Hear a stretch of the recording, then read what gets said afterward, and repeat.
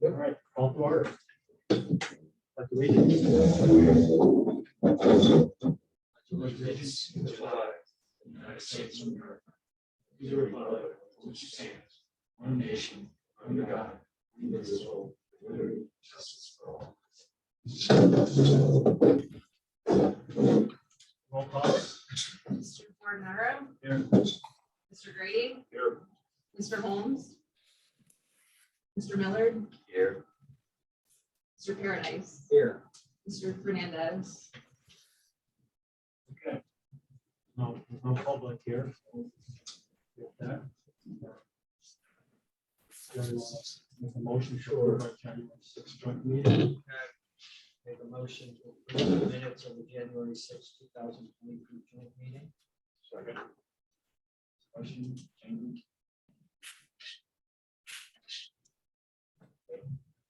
All in favor? Make a motion to accept the meetings of the minutes of the January 11, 2012, 22 regular. Second. All in favor? Aye. Okay. To the DNA. Hi, Barbara. Hi, how are you? Good evening. Thank you for joining us. Of course. Happy to be here. Well, you have the floor. Okay. So I guess I'm gonna give you a little bit of update of what's been going on in the last 6 months since I took on the VNA. It's been very good. I mean, we had some staffing issues with me accepting the position, and then one of the nurses left, but we were able to hire 2 new nurses. We went through orientation process, which took a little bit, but we got very highly qualified, great nurses. We are ready to take on admissions. Everyone was working really hard. Our census is slowly going back up. We had a review with Semi-Tree who helped us figure out some of the workflow and how to improve the agency so that way we can take on better census and start bringing in more money. We are re-educating all the staff. One of the problems we had was that we were keeping patients overutilizing our visits, and that's something we've been working really hard on improving is the visit utilization. So that way we can take on more patients. So we are not keeping people for as long as they're of course stable and able to be discharged. So our admissions are going up. We're doing great. Right now we are in the mid 50s census. Just in a week, we had 5 admissions, 9 referrals. Last 2-3 months, we admitted on average 25 to 28 new patients. We discharged some. So it's the referrals are coming, and we're doing a lot of education and improving the agency from that angle to make sure that we're utilizing our resources to the best of our abilities. I mean, I guess the question we have, you're coming to a challenging situation, because of, we as a finance group, we've seen, $900 to $1 million loss, for the last several years. So, what we're going to be looking for, especially in the budget cycle here, have you done anything different? What's your expectations in the budget cycle with respect to where you see your, the upcoming budget? We've been through it, and even getting to a census of 100 even becomes a challenge. You can't get to where you want to be, where you become even a break even and so forth. So, I mean, I'm curious to see how, what your plans are for this next budget year with respect to where we're headed, and the metrics that you're going to be looking at? And where do you think you're going to be on average for this coming budget cycle? So I'm hoping we can start closing down the gap in the loss. It definitely is going to take some time, but we are doing some marketing, going out to different doctors, agencies, and everything. I went out to about 8 assisted living nursing homes right before Christmas. So we're trying to get that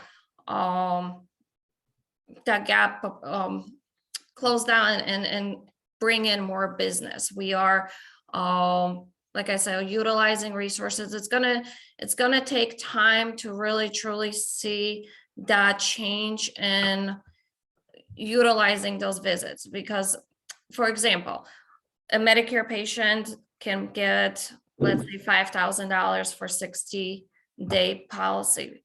From those $5,000, we got to cover all of our supplies, staff, all the visits. So what we are doing is re-educating the staff so that way we can really go in and say, we don't need a nurse to see the patient 3 times a week when a physical therapist and occupational therapist is going out as well. So we are splitting up those visits to really be interdisciplinary and communicating. And by doing that, the nurse can take on another patient and another patient. So this is where, we're gonna start seeing that budget improving. I mean, we combined the administrator and supervisor position, so that should be a huge savings for the agency. We are down to 3 nurses, 3 home health aides. So we're doing that. We're utilizing the school nurses to help cover some of the weekends and vacations, so that way we have that extra staff to take on the patients. So really, it's gonna be the time.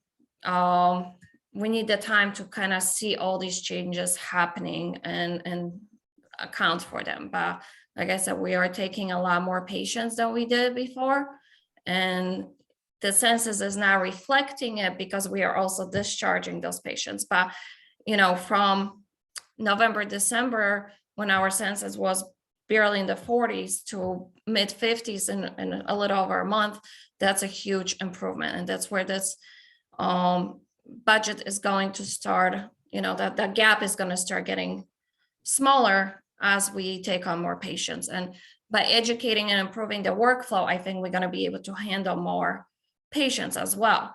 And if we start seeing that the census is increasing, then we can, think about if we need per diem nurses, if you need to utilize the school staff to take more admissions. So it's a long process. It's going to take a little bit of time to get to that, but I think we really can comfortably have 75, 80, maybe even eventually 100 census and really have the budget be the money start coming in.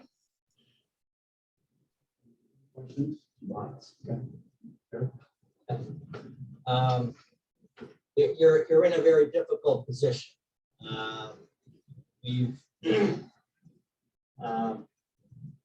I've been looking at the nurses' budget since I started 4 years ago.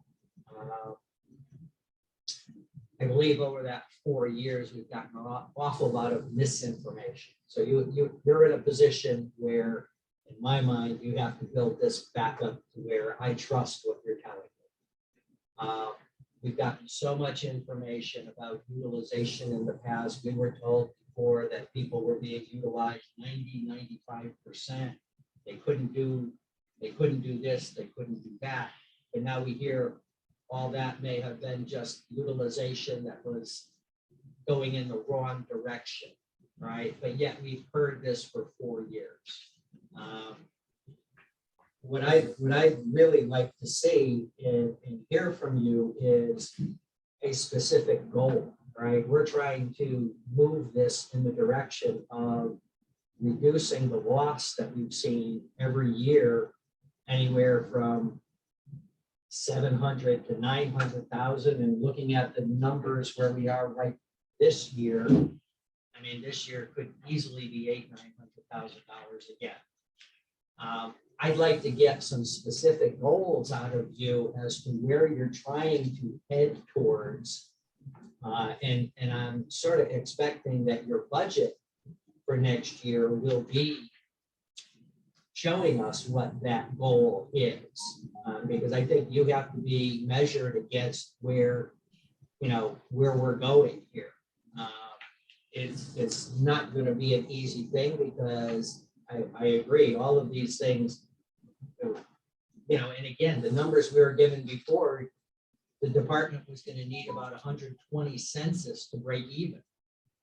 Now, I don't know whether that's even possible with the people that you have now, with the staffing level. I think the staffing level was 4 nurses at that point too. So I think it's it's an uphill climb, and I'm encouraged that we have someone who's willing to take this on. And we're hoping that we've given you some of the ammunition that you need with this study to point you in the right direction. But like I said, I do hope that this budget is going to be focusing on what you expect to get out of everything for next year, because quite frankly, if you present to us a budget that says, okay, over the next 16, 17 months, I'm still going to be losing $800,000. Well, then that tells me something else from my perspective as a Board of Finance member. All right. And it's pretty much telling me that no matter what you're going to do, it's not going to happen. But if you're going to tell me it's going to take 4 years to do this, well, that tells me something else. And again, am I willing to wait that long for this to turn around to that degree?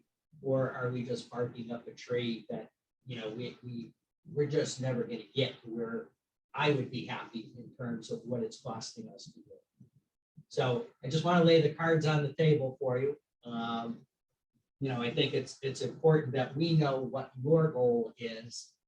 I understand it's a complex mix of insurances and who's paying for what, how many services we're doing, and getting the mindset to the point where our utilization is where it is efficient.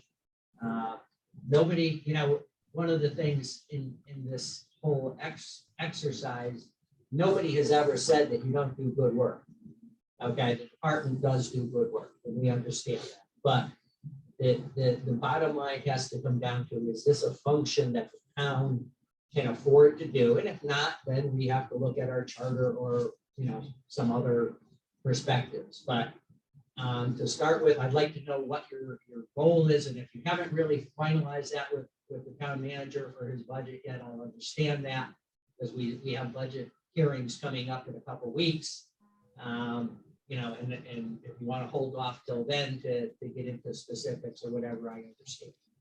But my perspective, I'm looking at your budget presentation is, okay, in the next 16 months, which is, to me, it's a good start.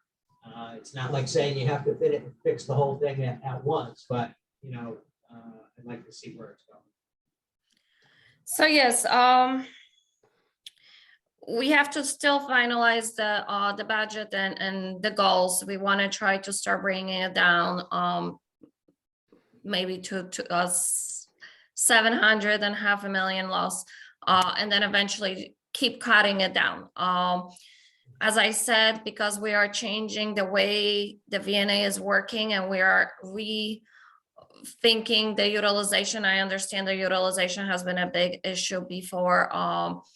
Now having a third party semi-tree come in and say, this is what's going on, this is what's wrong, I think it kind of brings down the utilization. What has been talked about before, it brings it out into perspective, because it's not just me saying, oh, we need to improve it, or this is what it's happening. This is a third party that specializes in it, that said, this is what's going on. And we already have change in the utilization. We get quarterly audits done in just one quarter, our utilization went down 50%.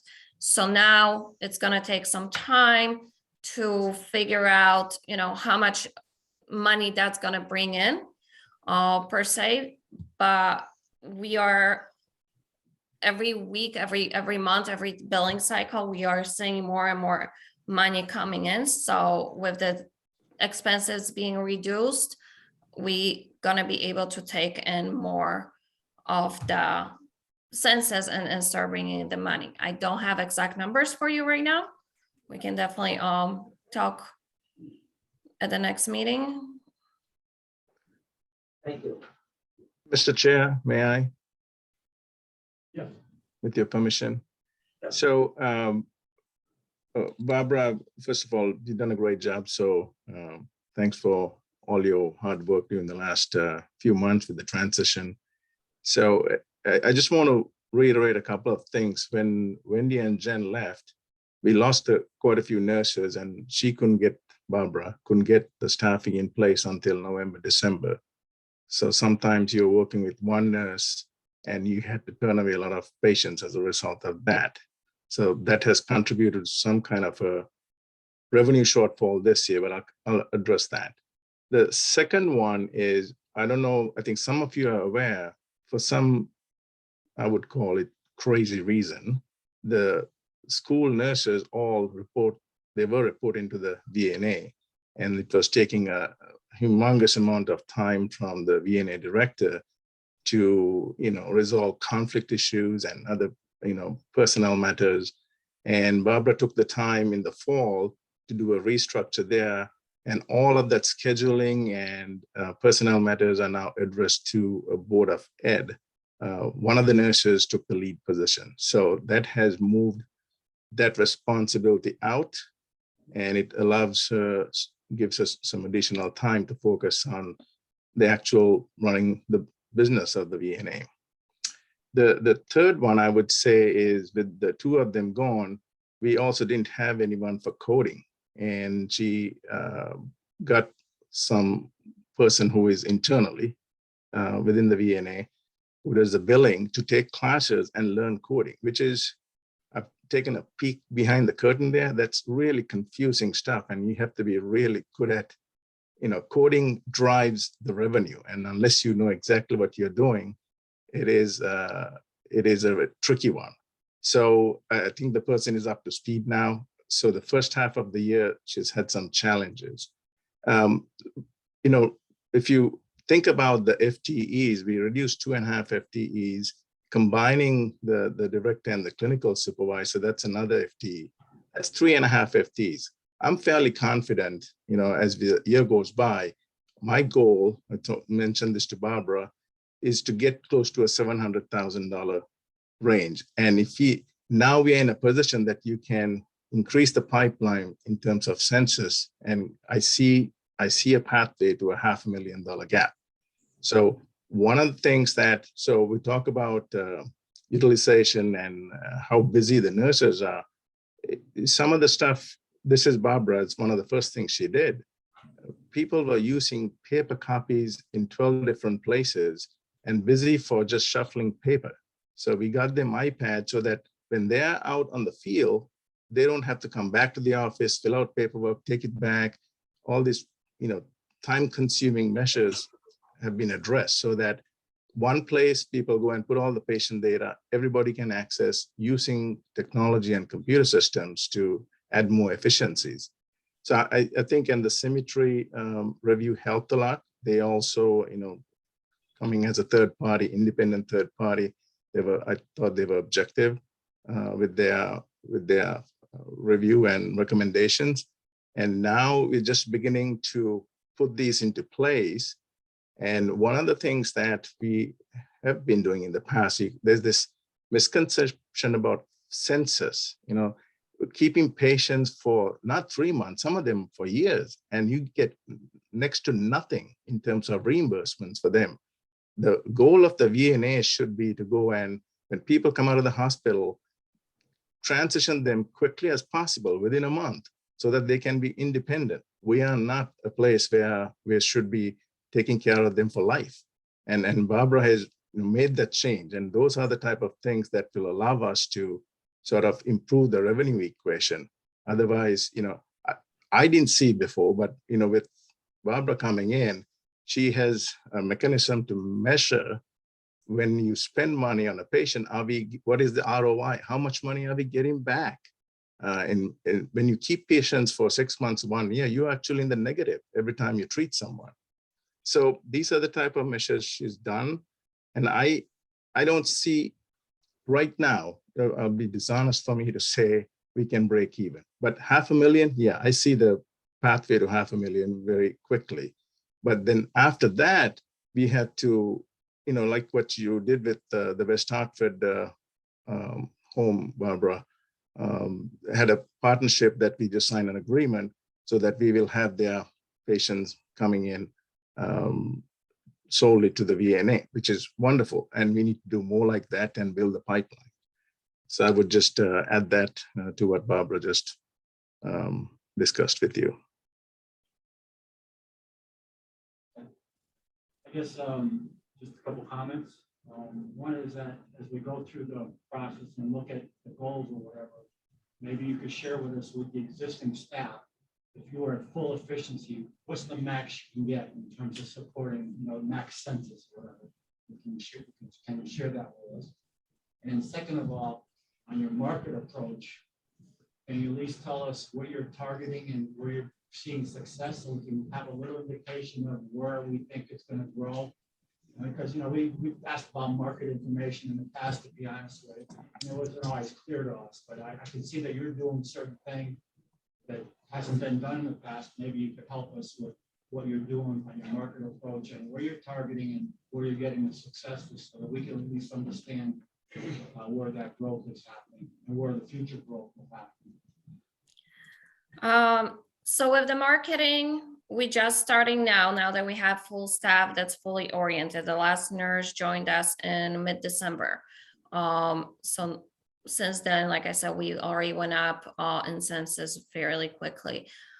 I went out with marketing materials to about 8 assisted living nursing homes, and talk to the nurses, talk to the discharge planners to tell them this is, we're here, we're ready to serve patients.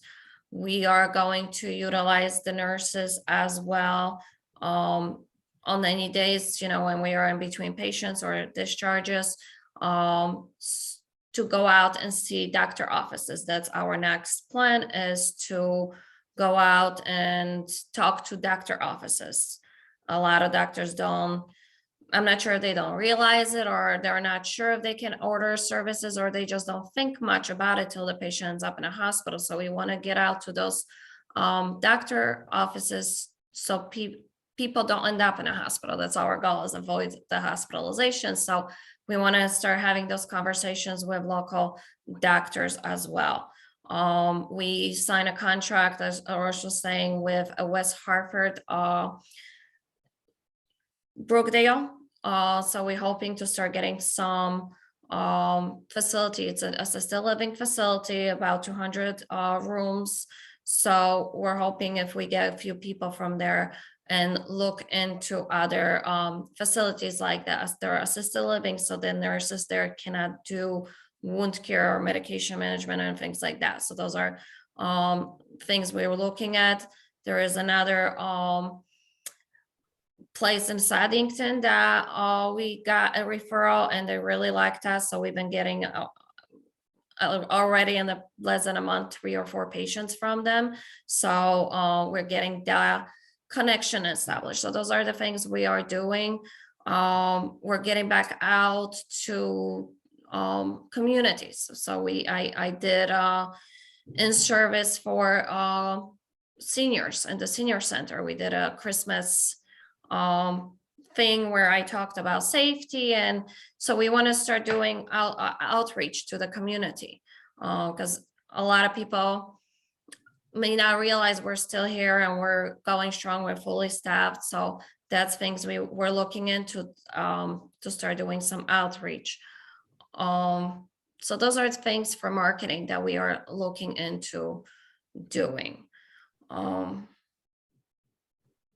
mean, it's gonna take time. It's gonna take time. I'm hoping by the summer that we're gonna be able to get into, 60s, 70s, probably before summer. I mean, the way the referrals are coming in. One of the issues we had for a little bit was that because we were not utilizing the services and we were refusing patients, the referral sources kind of put you on a back burner. They don't want to send out a referral if you keep refusing. I mean, so now we are really thinking through every single referral, rearranging our schedules, doing whatever we need to do to make sure we can take those referrals and telling the referral sources, send us more, calling, thanking them, establishing those relationships again that we lost, unfortunately, for a while there. So I'm hoping within, next couple months, we can get into 60s, 70s. I think with 3 nurses, we can safely have 75 to 80 patients on census, as long as we don't fall back into the hold on to the patient because our census is low or the visit utilization is low, because we can utilize the nurses for other things like marketing. So we gotta really watch, everyone is always concentrated. How many patients are nurses seeing? How many, what's the census? I don't want to get into that. Let's hold on to patients just because our census is dropping, because it's going to happen. I mean, people get surgeries for a couple months, then they stop having surgeries, and then something happens again. We saw a lot of people not getting discharged from hospitals when the Omicron was happening. So then all of a sudden everyone got discharged. So we got a whole bunch of patients. So it's gonna be up and down, and we cannot hold on to patients just because our census is dropping. We gotta use that slow time to really market and get out there. And then it picks up right up again a week or two later. And then we have that space to take those admissions. So it's really rethinking the way we look at patients, because honestly, coming from someone who was on the road for years, it was difficult for me even to change the mindset to think about this as a business and not, well, I need to keep the patients on. I need to keep patients on. So once I switch the mindset, I'm able to educate the staff and really think through what are we doing? How can we make sure our patients are safe? They're educated, they're comfortable at home, they know what they need to do, they're independent, and move on to the next one. And as a result of, the report that you received, one of the key aspects of that is maintaining metrics. So I'm assuming that you're going to start maintaining a certain level of metrics, even if it's also a long-term metric forecast where you say, here's where I want to end up. So, as part of maybe our budget process, you can share with us, what metrics are you going to, have established or will establish, and then how you're going to get to that, that end point or whatever point you want best to get to. Yeah, I can definitely come up with some matrix for the next meeting to share with you. And look, I know that you're working very hard. Your team is working very hard, so we really appreciate that. I mean, it's a tough situation, you know what I mean? And like Jerry says, I've sat here for 4 years, and really the numbers haven't changed from a financial standpoint, but we hear good things about what's happening with BNA. But look at my mom; she's 89 years old, right? The first person that knocks on her door when she had some problems was Hartford Healthcare. You know what I mean? A huge organization. How do you compete with that? That's really what I'm struggling right here. To be honest with you, a small organization like this, how do you compete with a giant like that? You know what I'm saying? It's a hard thing. It is a hard thing, and what's been good for us is because Hartford Healthcare is so big, they have been behind about 2 weeks on admissions. So a lot of doctors, when they call us because a patient has been home for 2 weeks and no one's seen them, we tell them our admission is 24 to 48 hours and we will see your patients. So that's one of the approaches we're taking with all of our referral sources is letting them know, you put that referral and that patient is getting seen. We're not waiting 2 weeks. And a lot of the referral sources really appreciate it and they're surprised that we can see them so quick. But that's what, all the changes I'm implementing, we are able to do that without any issues. Gotta create that niche that separates you from whatever. else you're working with. Yes. Any other questions? Okay.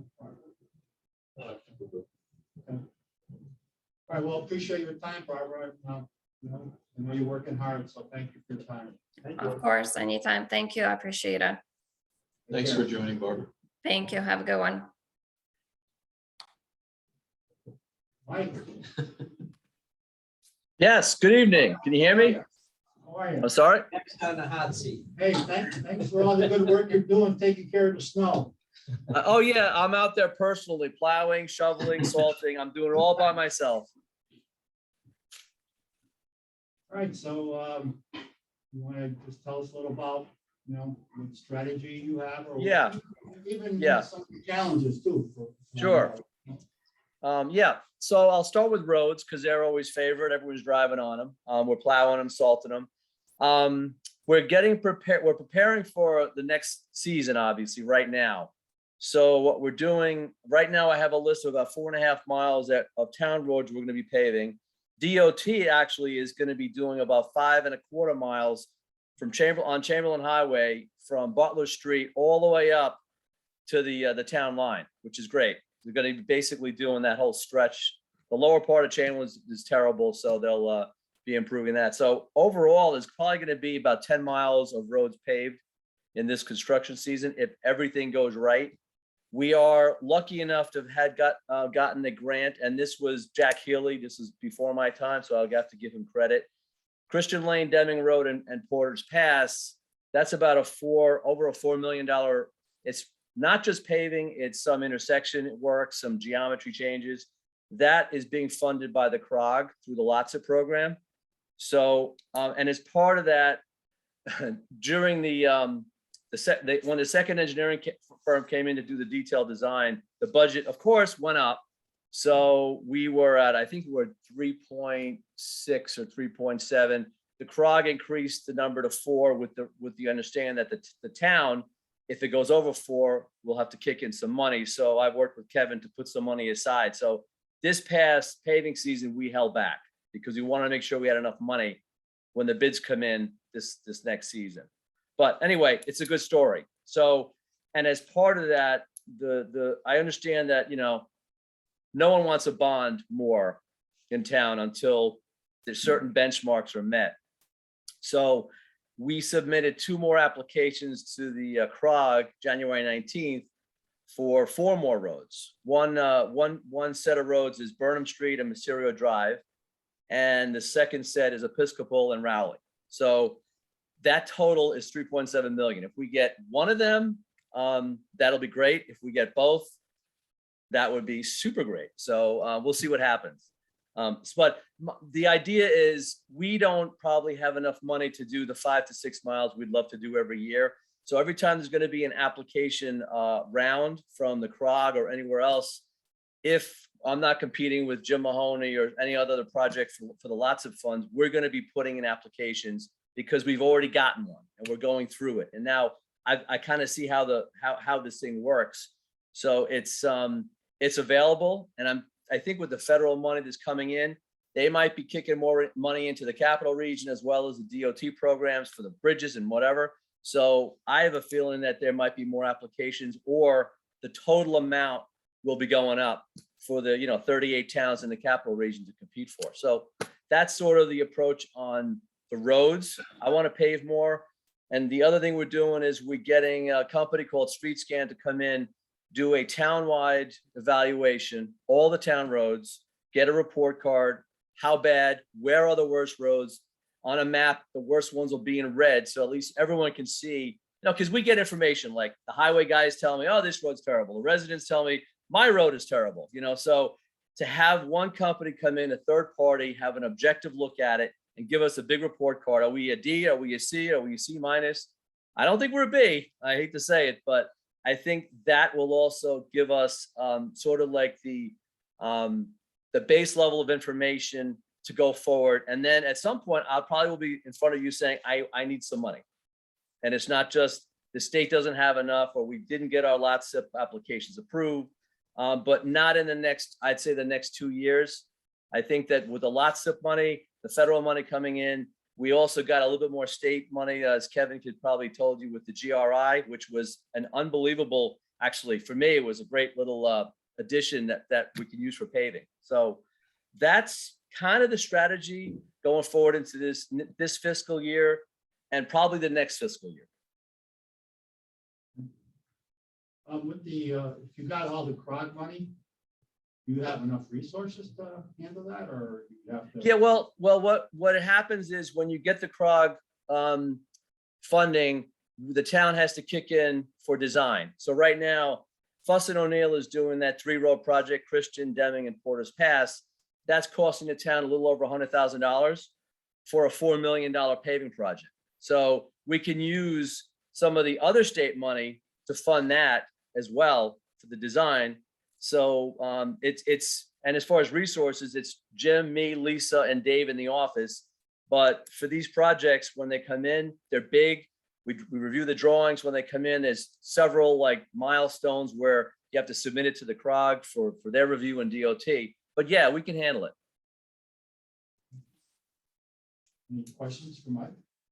Now that's just roads. So, Hey, Mike, can Yep. you take a minute? Can you take a minute and also explain some of the competing aspects that happen? For example, we have someone who lives on Vineyard, and we've talked about that road, and I think it was CNG or someone else doing work on there. So yeah, and this Working together. actually kind of relates to other projects too. But that whole area, CNG, and what I do is I coordinate with CNG's residential marketing person. So actually she just emailed me last week. She said, what's your paving list? Because what she wants to do is get in and do an extension in an area they're looking at before we pave.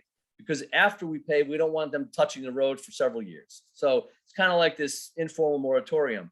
So West Lane, that whole area, Vineyard, I forget some of the other streets, that whole area, I wanted to pave, but Ken was like, wait, we want to do an extension in there. So she was trying to figure out if there were enough customers that were interested, and they were. So the roads were already in bad shape. CNG comes in, rips up the roads again. They're all calling me, what the hell's going on? But I said, listen, the gas mains are going down the street. If you're not hooking up, you can, but your neighbors are. So we held off in that area. And that's an area that I'd like to get into. If we have extra money, or the bids come in for the big project lower than I think they might, then we can actually kick some more roads, especially at Vineyard. To me, the first third of that road from Chamberlain Highway is one of the worst sections in town, although West Lane is it's probably a tie, some sections of West Lane. And there's a few residents who I got to know who live right in that section, and they've been calling me up, so I've been kind of putting them off until CNG was done, especially with the service connections, because they can, you could pave it. They have the gas mains down. We pave it. All of a sudden, 3 people go, oh, I want a new service, and you rip right across the road, So that's one thing. I Yeah, have to tell you though, that the half of the road that they paved on Vineyard is very good. I know. Well, Burns Construction, they helped us out because they paved it must be an 8 or 9 foot wide swath down one of the roads, and I drove on it. I'm like, and then the residents were actually happier with the temporary pavement than the condition it was before. So you're right, they actually did. I wish they went curb to curb, but that's wishful thinking.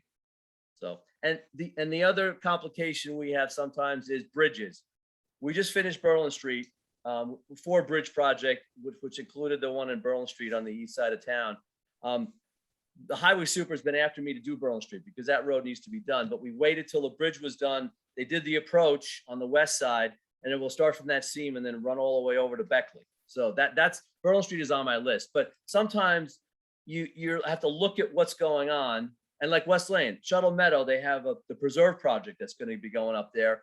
So we may not be able to wait. I'd rather wait till they're all done with construction, or at least maybe the first phase, run the road up. But you got to look at sometimes what's going on in the area, and then make your decision. Should I pave this year or next year? You know, we're gonna pave a new road and then have a complete new subdivision with all the tractor trailers running up there. It's sort of a balancing act. So those are some of the complications. Thanks, Mike. Sure. Anything else? Yeah, you want to talk about bridges? Sure. Okay. Well, that's another big ticket sort of category.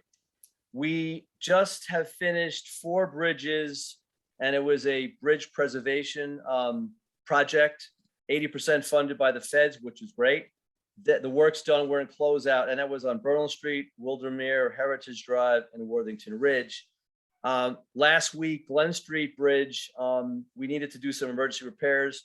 They placed the concrete last week. They're gonna probably be pulling the form work out this week and then doing the rest, and that'll be done. And hopefully that will give us another 5 to 10 years before DOT comes, knocking at the door saying close the road, because they were gonna close the road.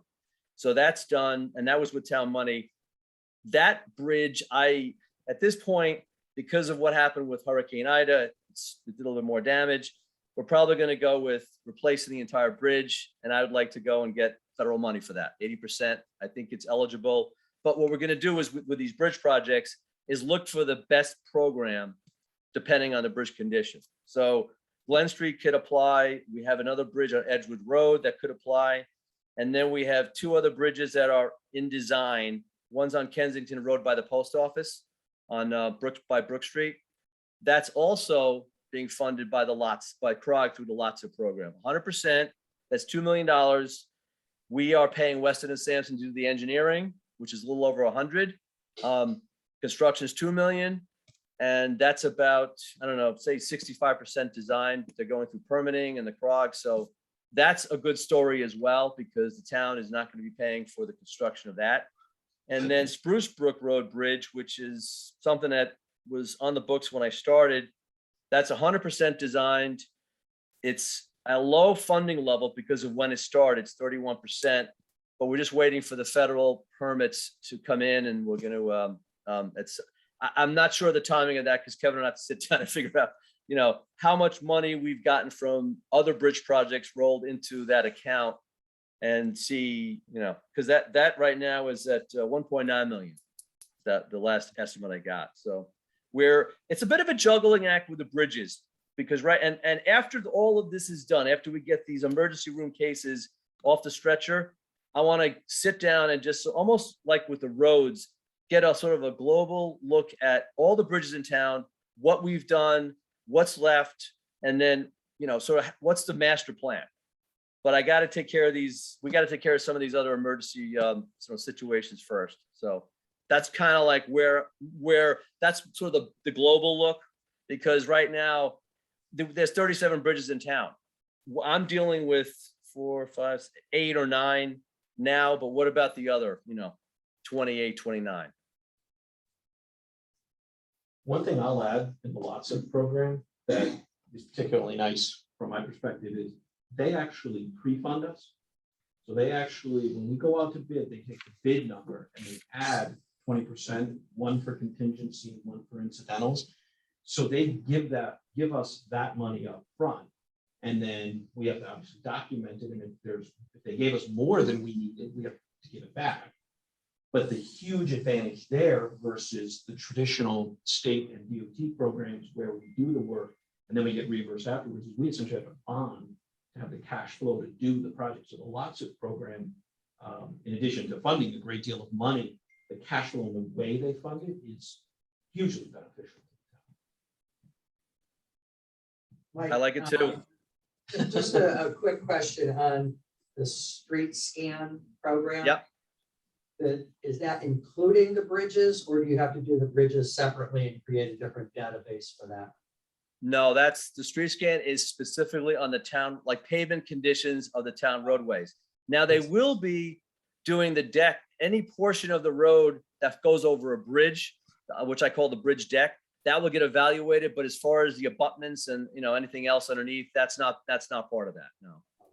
So do you do that yourself, or do you bring other people in? No, we WMC engineers did the last one. They created this master spreadsheet of all the bridges.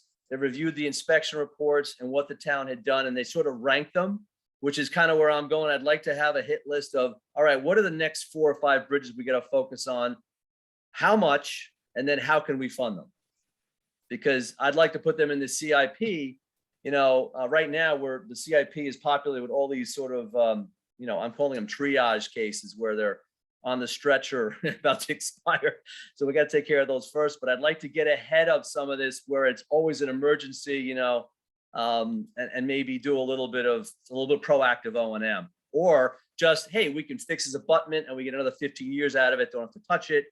Or, oh, this is a replacement, you know, we have to go for the program. And the federal program, you get the money, but you pay with time. By the time, if you start and I did this in Wilton too. By the time you submit your application, and from application submission to bridge being closed out can take 5 to 6 years because of all the hoops and obstacles and all that. So it's probably a better idea to just have an idea of which ones you want to roll into next, so you can last that 5 to 6 years without DOT going, shut the road down or go close the bridge. Yeah, well, I think it's good to plan ahead because I think that, I mean, we started Board of Finance 4 years ago, right? And all of a sudden we got got hit by all these bridges, you know what I'm saying? Like, it was like, not a shock, but it was kind of, you know, it happened right away, you know what I mean? So, Yeah, you know, planning is good, and then it also allows you to plan for, you know, the grants, right? Because you gotta take some time, you know, lead time associated with getting the grants in place, right, and so forth, right? So, well, that's my dream. We'll see what happens. any questions for Mike? Well, Mike, keep up the good work. All right, I will try. Well, by the way, Kevin helps out quite a bit when I'm looking for money. So he seems to have a way of helping me, because with all that stuff, it's like, well, where can I get $2 million? Well, you have this program, that program, and these accounts, that type of thing. So so far the system's working good. So I'll do what I can. All right, thank you. Thanks for joining, Mike. Thank you. Okay, thanks, guys. Take care. Okay. Okay. Go on to item 3 there, you want? Yeah, I'd like to move to appoint PKF O'Connor Davies as the town's auditor for fiscal years ending June 30, 2022 to 2024 in accordance with section 7-14 of the town charter. Second, Comment to make that? discussion? We've met with the auditors, and most of us, you know, have met with them over the last couple of years. I think they've done a very good job. I looked at the fee schedule, you know, that Kevin had put in our packet. You know, I think certainly their you know, their proposed bid puts them significantly ahead of the others. From a professional standpoint, I've worked with them for probably 30 years. You know, they are a very good firm.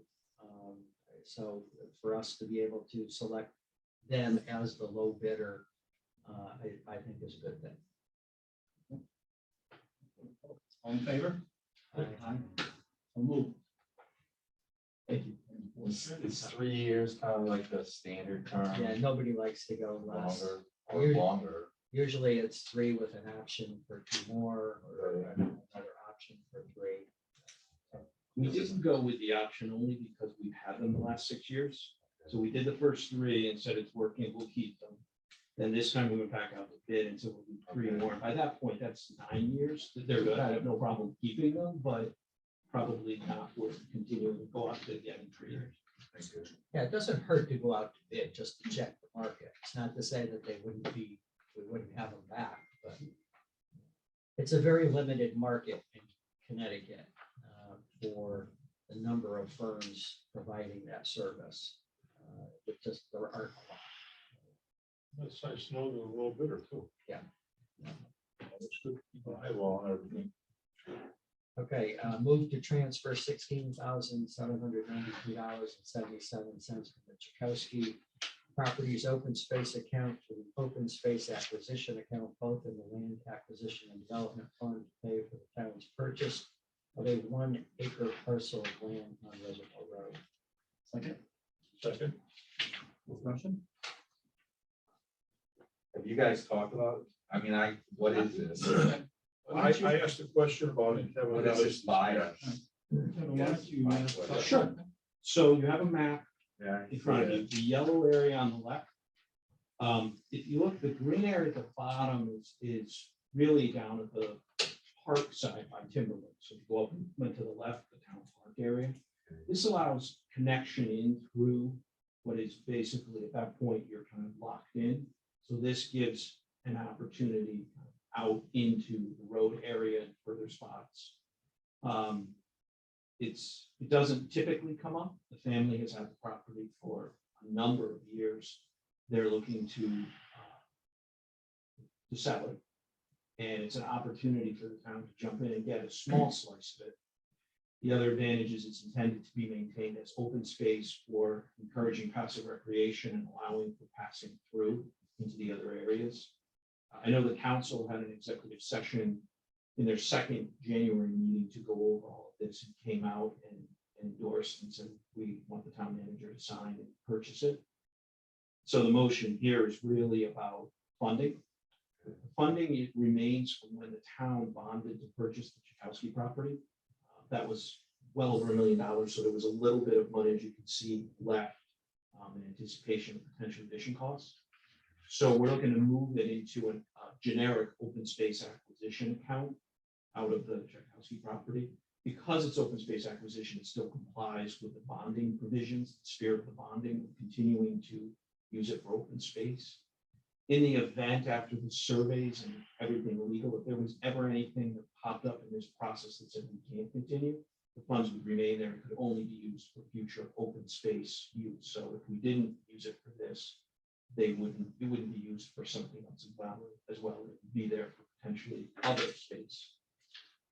But there's not really any plans to do anything with it. I mean, why I ask is, I mean, there's a small section over on Kensington Road.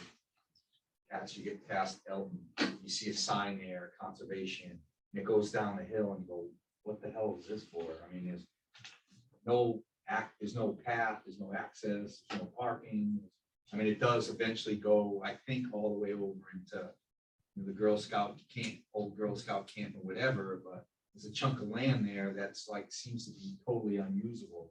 We might have gotten it for nothing, but to be paying money, That's what let's happens. just take money, land off the tax rolls, and that doesn't really serve any purpose to the town. Takes a minimal amount off the tax rolls. And the 1 acre, we're purchasing it for $40,000. So the tax implications are minimal. And you're right, there are a number of parcels like that. If you went up Kensington over by Norton, there's actually a section right off of Norton Road towards one of the developments in the back there. And I asked the question right after I got it, why don't we look at moving that property? So Dave Thorne, who had put this map together, he's our GIS expert, pulled up the map and it's all ledge, rock and stream. It's basically the developer had used the property that they could develop. And then they either have to pay the community and in lieu of fee or give a piece of the property. Many times we end up with these pieces of property that the developer really has no purpose on and says, okay, I satisfied my requirement. It's on the town's rolls. It's non-taxable, but it's not really, many of these parcels are not usable. In this case, there's a little bit of, you can see a little bit of wetlands in there, so the blue. So the idea would be to create that path for enhanced passive recreation. It would not be to improve on it other than make sure it's safe to pass. I thought I heard someone say, and I could be wrong on this one, that this would allow you then to go from the Timberland Park down, and once you cross over Reservoir Road up into Ragged Ragged Mountain. Mountain, So it's like This is almost a an hiker's extension of access. a hiker's trail. Yeah. That's how it was explained to me when I asked about the map, too, was that it's Yeah. more or less a hiker's path to get over to the. Yeah. over here, there's more open space land for Ragged Mountain, so. In the town, I mean, it would So stay I that way. contacted Kevin this morning and said, well, what's this all about? And that's where the map came from, because I had picked, like George said, okay, the town's buying an acre of land. I went on the GIS and looked and saw the swamp and went, oh, so we're gonna buy an acre of swamp so that the builder can take that off his. We're not that. bad. There is a broader purpose, and as you can imagine, Jim Mahoney was instrumental in this. Jim was a huge proponent of open space and passive recreation in the town. Has been instrumental for years. I am, I mean, I use the spaces that are in that whole bicentennial. Yeah. I hike it all the time. Facilitate your. I do some of the trails too, so. Wear your boots for this You gotta wear your boots today and go, we do it in the winter too, you got ice grips. Okay, thank you. Take a vote, all in favor? Aye.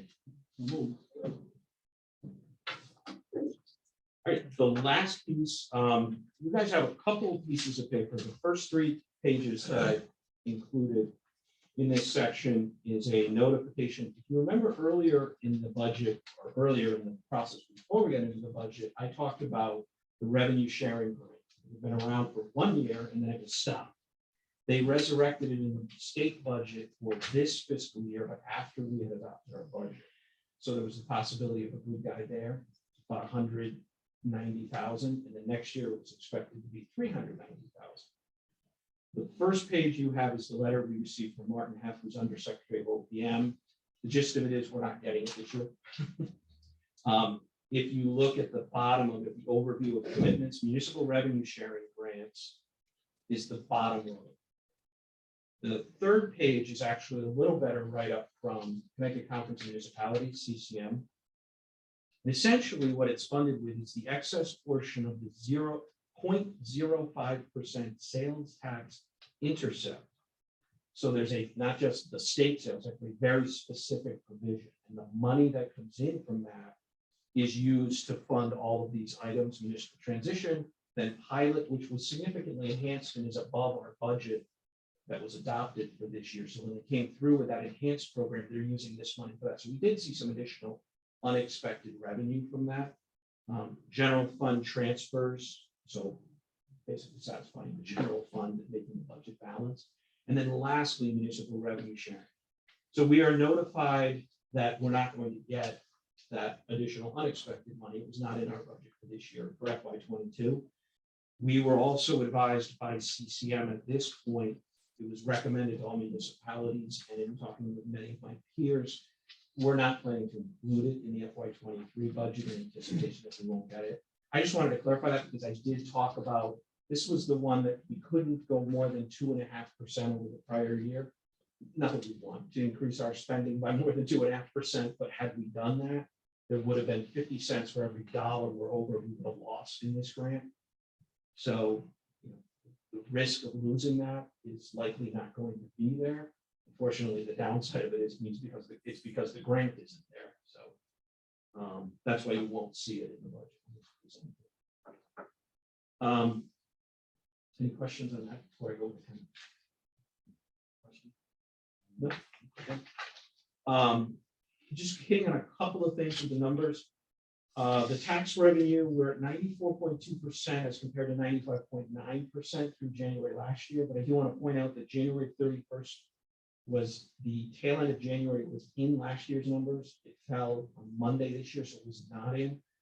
We collected about $2 million on that date. So if you put that number in, we'd be right in line with last year's number. Tax revenues are actually coming in pretty well, consistent with the budget. I mean, our budget's 99.3%. So we need a strong collection rate to hit that number, and we're consistent with that. The office is doing well. Two things I would point out in the bottom of that section as we look at some of the specific expenditure items. We have about just under $98,000 left in sewer related. Last week, highway grounds and a few other folks supporting it spent 18 hours on Saturday plowing that extensive amount of snow. So there was a good amount of overtime that came through here. I expect that variance to budget to be much smaller as we come into next month. But hopefully we don't have a blast like that, 18 hours on a Saturday that's a budget buster on that. But as you guys pointed out tonight, the crew did a great job. And, it's part of the risk of living in New England. There is some risk to tax refunds as we go through the process. We usually by the end of February, we feel pretty good because anybody who would have received either their traditional motor vehicle or supplemental motor vehicle and don't feel that it was right, would have disputed it with the assessor, that would have been corrected. We would have worked through refunds. So probably another month of risk. We should have a decent feel for that going now. Health insurance fund is in a solid position. One thing I'm keeping my eye out on is the new federal mandate that every single member is eligible for up to 8 COVID tests, or essentially 4 boxes, because there's 2 tests per month. We have over 2,000 members, and we have to pay for it should they choose to avail themselves. So if you think about, let's just say $30 for a box, 2, so you'd have 4 boxes per member, over 2,000 members. We could quickly get to $500,000 or $1 million if everybody did that. Anthem approached us about providing an opportunity to use their app, their Sydney app that they have, and just request them and they'll be mailed to your home. Talking with the Board of Ed, because we have the town and the Board of Ed are a shared self-insured health insurance program. Talking with the Board of Ed, talking with the town manager. We've elected not to do that. Obviously, we need to reimburse if people request it. But what we don't want to do is have people ordering a bunch of these just because it's so easy to go on the app and hit order. The numbers would explode. We're not trying to put up a hurdle, but we are trying to make it a little more difficult so you don't do it just to do it. That's how we're trying to protect that fund a little bit. But while it's solid, there is potential exposure there. And that was it for my update. I don't know if there's any questions. Are we seeing a significant increase in the motor vehicle component? I understood the motor vehicle valuations were up, and therefore We haven't seen that this year. That would be for next year's grand list. Motor vehicles in Berlin, like so many other times we've read about, they're up about 25%. Unfortunately, when it comes to the grand list, you'll see a lift. We're seeing a 2.9% lift in the grand list. Now, if we have it budget, let's use budget. Traditionally, 3% of a grand list growth would be great because it's going to offset roughly 1 mil of spending. The problem you have is if you think about your car, the way this grew principally is motor vehicles. Your car became a year older from last year and your taxes went up 25%. So you're going to have an older car and pay more money. If you paid $400 in taxes last year, the car got a year older and you're paying $500. While that may dampen the mill rate, as an individual, you still see it as a tax increase. Whether you call it a mill rate evaluation, you're still taking $100 more out of someone's pocket. So we're keenly aware of that as we look at the budget. However, we didn't vote to do that. No, you absolutely did not. That's just the reality of the market. It's the reality. One of the things we have as a second concern, and this is just kind of looking out at the future, is eventually, we saw it from the 70s forward, we've seen it at other times, inflation will come back down and vehicles will continue to be produced again. And all of a sudden that those inflated values will come back down. And so if you ride the budget up with that, you're going to have to ride it down with a big mill rate increase. We're trying to balance that. There is a meeting Thursday. Sal will be there, the mayor, Julia, who is the head of the Board of Ed, as well as the superintendent and the town manager. Kind of take a first look at the draft that we have and begin to look. You've got 3 factors right now driving. You've probably all, I think, hopefully all received and you've seen the superintendent's. To give you perspective, with the new grand list numbers, you can think roughly $2.4 million is the value of 1 mil in town. So at 2.2 and change, the superintendent's budget proposal is just shy of 1 mil of value. Doesn't mean it has to increase, but the second piece is the town manager had talked about some of the positions he's looking to hire an HR director. As our part-time HR director has shifted to just Board of Ed and filling that spot as well as the superintendent position that Doug talked about at your last meeting. Also, the police department, as the chief mentioned, is looking to expand to 2 more sworn officers as well as 1 more dispatcher. Those come with certainly salary, but also benefits. When you look at that, we have increases in cyber insurance and increases in IT related to cybersecurity. We have increases in refuse disposal. And we also have increase in legal fees. We're still fighting the dispute on Atkins Street. We are still facing increased costs related to the affordable housing which is required by statute. And we are also looking at potentially bringing back the defined benefit plan for police officers. And if that decision is made, that will require legal work to resurrect the plan and design that. So we are looking at increased legal costs. You put all of that together, you're looking at the town manager's increase right now to be preliminarily in the same neighborhood as superintendents. And then the third piece we're dealing with last year, you'll recall the revenue number, the $1.2 million left over from the Berlin High School project that was pulled in, as well as the $700,000 of ARPA money. That's $1.9 million, or about 0.8 mils of one-time revenue items in the FY22 budget that we have to address next year. You put all that together, you're staring at about 3 mils. Your motor vehicle goes up, there's a little lift in real estate and personal property. Your mill rate increases in the neighborhood of 2. It's a little bit under that, but it's in the neighborhood of 2. So even if you're sitting there saying, my car just went up, even though it got older, and you want 2 more mills on my house, it's going to be a tough.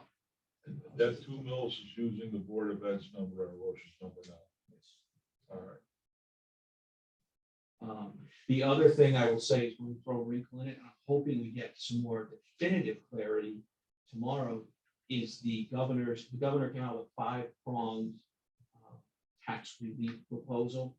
Most of those are related to individuals, whether it's speeding up the annuity, the pension exemption, or the write-off of businesses who help kids with their college loans. But one in particular affects municipalities, which would be placing a 29 mil cap on motor vehicles. We are at 3393 right now. The differential would, as the governor has pointed out, would be compensated through a state grant. The challenge with that is if you're seeing some lift this year to help offset any spending increase, and now that lift is gone, what I don't know is what the base year is. Governor Malloy proposed this probably 4 years ago or so. He used the year prior. So if you use the year prior, you obviously don't have the inflated motor vehicle values. It's a different state grant value. I suspect that is what Governor Lamont would propose. Again, because it's a smaller number and it's a known number.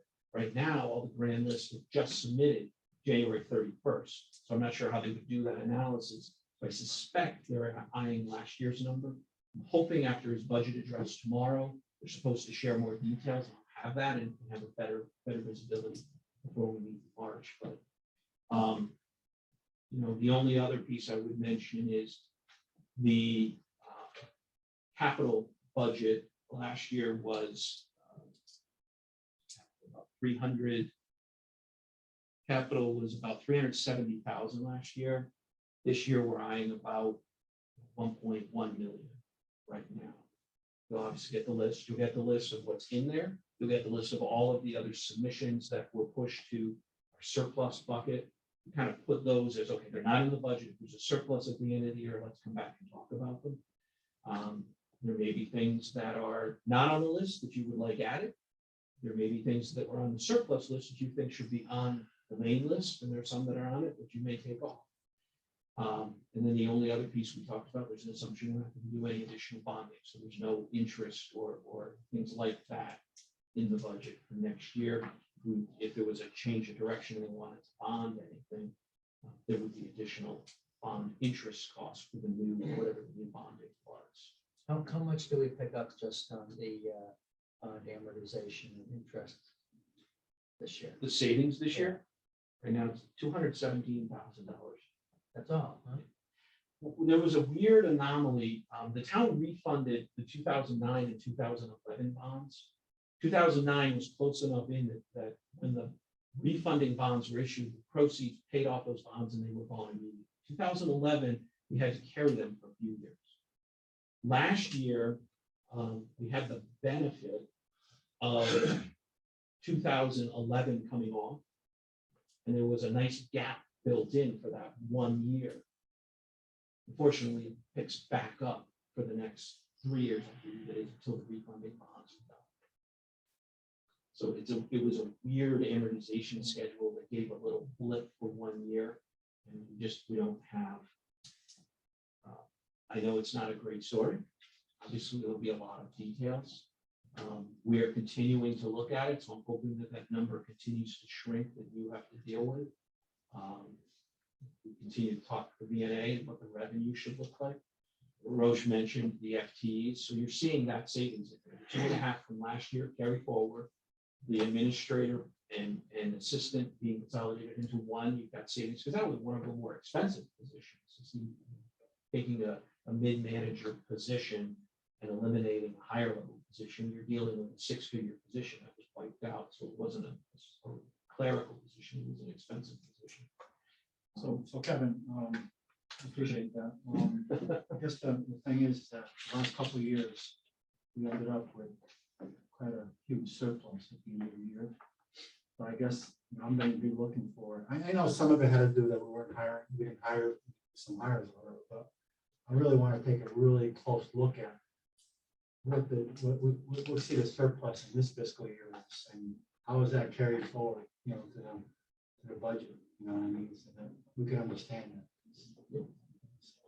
And you're saying the revenue increase this year when you figure the grand list, all the taxes and everything's around 2.9%. The grand list growth is 2.9%. Your tax growth would be tax growth.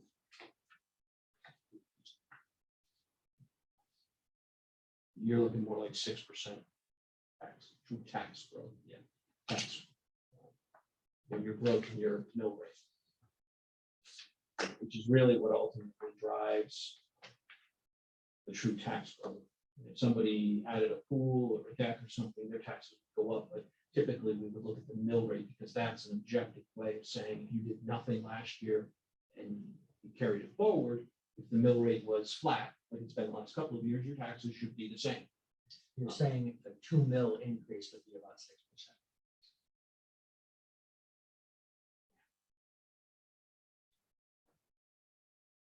And we know that's not, not going to be met favorably. That's part of the reason for the meeting Thursday, to start having those discussions. Well, I guess what I'm getting at, what is our total increase in revenue to the town over the last year? Is it too early to project that, or? Well, right now, the all-up cost increase, which the revenue would then have to match the expenditures, right now, the numbers show $5.3 million, or 5.7% increase overall. From last year's revenue? That's what we would need, it's a revenue increase to cover the increase. I mean, if you look at it, it's, 2.2, just over 2.2 million from the Board of Ed, 2.2 million from the town operations. You've got about $750,000 in capital. You've got $250,000 from Department 61, sort of things in the town budget for the Board of Ed, offset partially by a little over 200,000 in debt. So you've got roughly 1/3 Board of Ed operations, roughly 1/3 town operations, and roughly 1/3 one-time revenue items being paid up again. And the capital that you referred to of 1.3 million, that's in those numbers. 1.1, yes. Yep, that's it. So the grant list last year, though, generated an increase in the grant list, right? And then generated like $1.5 million or $1.4 million in revenue. So I know Yeah. So This what year's is it? about 1.8. So The it two, did go up that much. 3%, the 2.9% growth. is about 1. Right. Now that's assuming, of course, the 29 cap doesn't go in. I mean, the challenge with the motor vehicle cap is unless you adjust spending, it shifts it over to real estate and personal property. So it hits homeowners and it hits businesses. Just got a question on salaries and stuff. So for example, the BOE, where they're giving both contractual raises and step raises. Do those all happen July 1st? Or are they staggered? Generally, yes. Even the step rate increases? Generally. I don't know about, I don't specifically on the board, but on the town side, yes. for the unions, they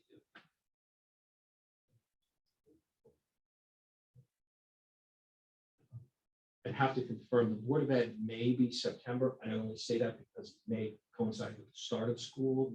I'm not sure because many folks, many folks take a payout at the end of the school year to cover them until through the summer until they return. So it may coincide with that. But the timing, if it's not July, it would be right around the beginning. The other question I had, just relative to that too, you ever see like FTE budgets? Budget to actual For FTEs. FTEs. The question becomes, is like, at any given point in time, how many personal vacancies do we have, if any? Because I mean, that can add up to a lot of money. I mean, at any given time, I would say the town is going to have anywhere 2 to 5 vacancies approximately. Wondering on the DOE side, because they're so salary intensive. The biggest thing I would say from the salaries, from my perspective, I don't dig into their budget real deeply, but what I would say happens in many of the school districts is you're budgeting, not necessarily knowing who will retire. And when you get a retirement at the end of the school year, your replacement presumably would be at a much lower step. And that exists in every area. But unlike, for example, think about the police department, somebody retires, well, you're going to promote someone to a sergeant or a lieutenant or a chief, or you're going to have those spots. Whereas, like in my department, if my assistant finance director leaves, she's been here well over 30 years, she leaves, the person who comes in will start at a much lower salary than what she has earned over the years. So the same phenomenon would work as a new teacher first step versus say someone who's been teaching for 30 years and leaves. I think that may be where they have more of the Well, that's why I was wondering if you ever see what their FTE budgets to actuals are. I Because don't. otherwise it's all hidden in there. And if you got, 10 teachers afloat in the budget for a year, that could be $1 million. It could be. Benefits. I don't know that the schools would, I guess if they had to, they would, but typically they're trying not to because they've got classrooms of kids, Oh. so. Yeah, well, it could be administrative, whatever. I don't know if they actually go without filling it. Never really see that money. I know you asked a series of, or you provided them with a series of questions. I don't know if FTEs were in there. They were, okay, the Board of Ed, let's speak to what you asked. No, I was just wondering. the if question is, You you had had all anything. that stuff, but but it's confusing because now they've changed the format again this year, so it's not apples to apples to last year. So I mean, and I did discuss it with the superintendent. Why did you change it instead of the state requirement or something like that? So, but I mean, there was a couple, just trying to go through, provided us with January budget sheets, budget to actual sheets or whatever. And they're kind of hard to understand where you are. And I realize there's a number of things that don't get budgeted. Where I come from, we budgeted on a monthly basis. Okay, all of our expenditures. Okay? Salaries are relatively easy to do. Other things not so much. But I knew if I had a $2 million software contract coming in June, that's when I budgeted the money to pay for it, type of deal. So we actually did a tremendous amount of budget variance analysis on a month-to-month basis. Looking at that January report, I have, I look at the Board of Education or the town or whatever, and I look at salaries and whatever, and it says it's 41% left. It doesn't really mean anything to me. Yeah, that report is tough when it comes to salaries because we do not, the report does not include the encumbrance. So we have the encumbered balance for all of the filled positions and where we are for the balance of the year. So you sort of do have the actual year to date of what's projected to be the end, but it doesn't show up on the sheet. Right, I built something when I came here, which is similar. It's a cash flow report by month, where I'm able to see the major revenue and expenditure items by month and project out. Some of them I know are time wise, for example, debt service payments, very specific points in time. We have definite spikes. December we have 2 spikes in revenue. We have a little bit more consistency in expenditures, but there are a few periods where the expenditures do spike quite a bit. We do see a big lift in December because that's about $6 million or $8 million debt payments go out there. We see a big lift in June because teachers are getting paid out for the summer. So we do look at those things in a pretty detailed level to know where we're at and where we're going. I mean, to Sal's point before, just having a column that talks to the year-end expected budget variance that you could be looking at month to month and watching how it changes month to month type deal. You get you get a sense for what's going on versus waiting until June. Go, oh, look, you got $1 million surplus, but you've already set your budgets. Prior to that, you don't know that's coming and what some of the rationale is for why is that variance sit there. I mean, is it probable it's going to stay there? That was bread and butter for us doing our budgets. Yep.